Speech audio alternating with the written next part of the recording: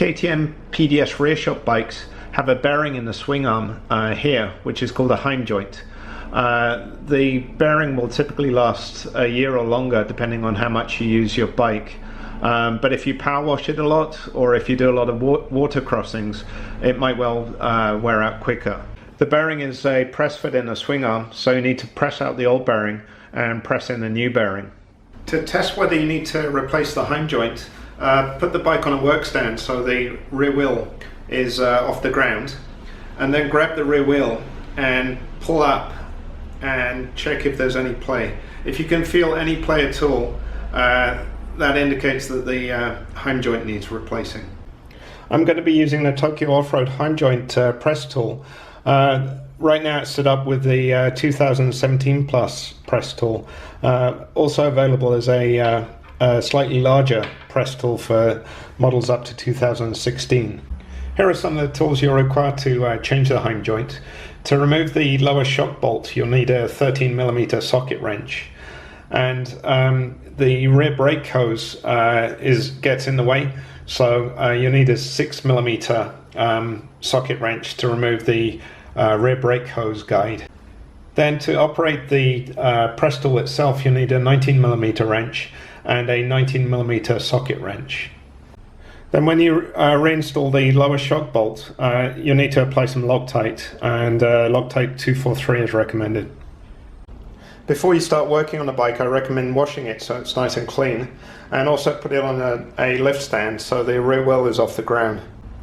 Then you need to remove the rear shock lower bolt, which is located here.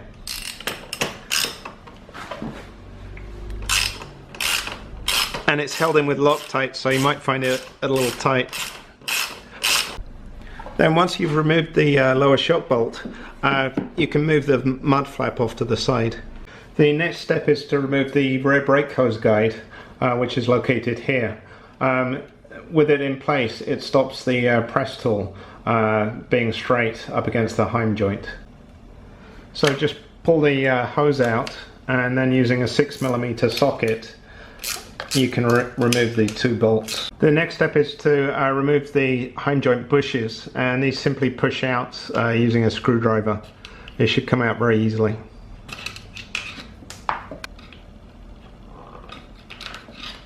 One thing which is interesting to note is the Heim joint bush design has changed on 2017 Plus models. On the left you see the design used up to 2016, where the bush and the dust seal separate parts, and on the right is the 2017 Plus design, which integrates a rubber dust seal into the bush. Once you've removed the bushes on both sides, it's important to remove any dirt, particularly on the side that you're going to be pressing the bearing out on. So this is the chain side, and I'm going to clean this area of the this internal area of the swing arm to make sure no damage is caused when the bearing's pushed out. And that's looking a lot cleaner now. Now we're ready to press out the old bearing, and I've set up the bearing press tool to remove the bearing. A couple of points to note: the spacer here is to space the bolt head away from the press tool. Also, you need to make sure the press tool is in this orientation. If it's flipped around, that's for installing a new bearing. And then I've got the bearing collar installed there as well. And then the bearing cup goes on from the other side with the washer and nut. Okay, so I just take the bearing press tool and insert it through the Heim joint, and then from the other side I install the bearing cup and the washer and nut.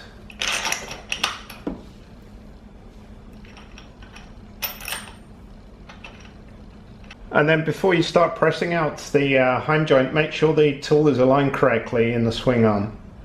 And then using a 19mm wrench on the nut, you can start pressing out the Heim joint.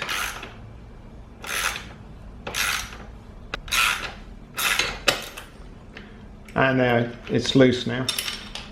So once you've pressed out the old bearing, disassemble the tool.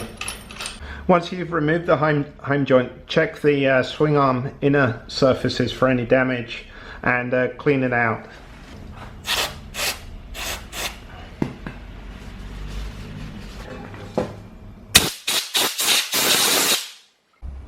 Before you install the new Heim joint, there's a couple of things you should be aware of. If you look at the bearing case, I think you can probably see this side is chamfered more than this side.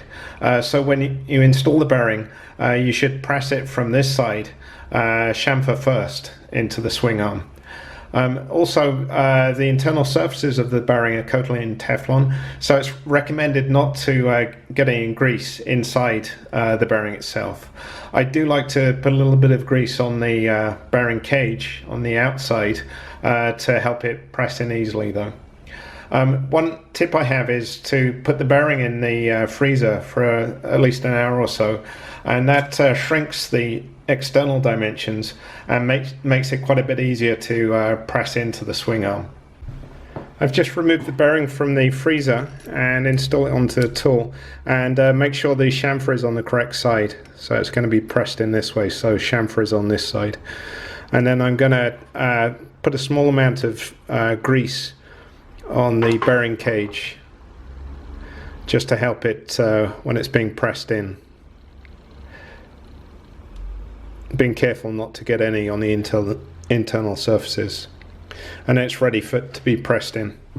Okay, so put the tool through the swing arm with the bearing on, and then fasten the cup on the other side with the washer and the nut. Then with the 19mm wrench on the nut, you can start pressing in the bearing.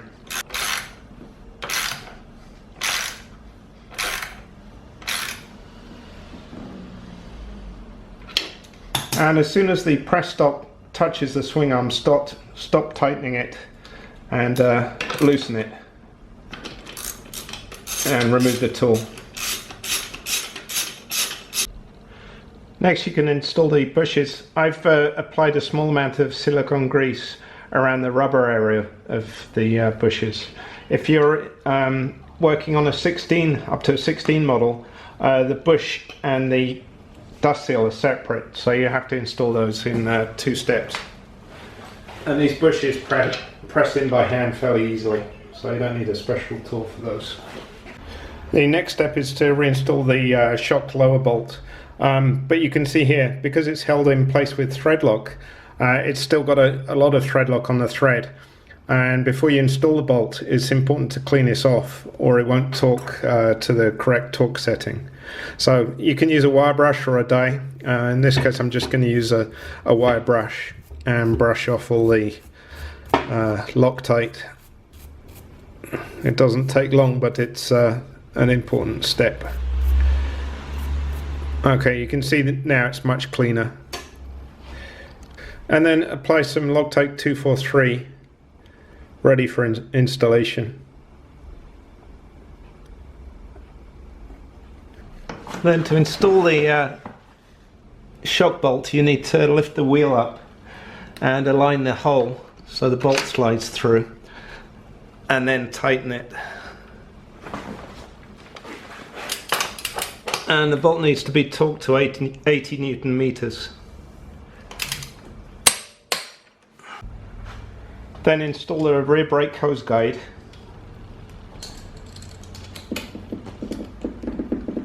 And these just use M5 bolts, so the torque on these is pretty low. I think it's 5 Newton meters, so be careful you don't over tighten them.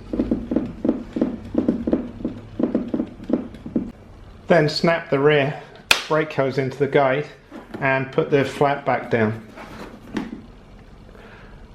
and that's it. If you'd like to purchase a press tool, please check them out on the Tokyo Off-Road web shop. The tool I showed you in the video is for 17 models.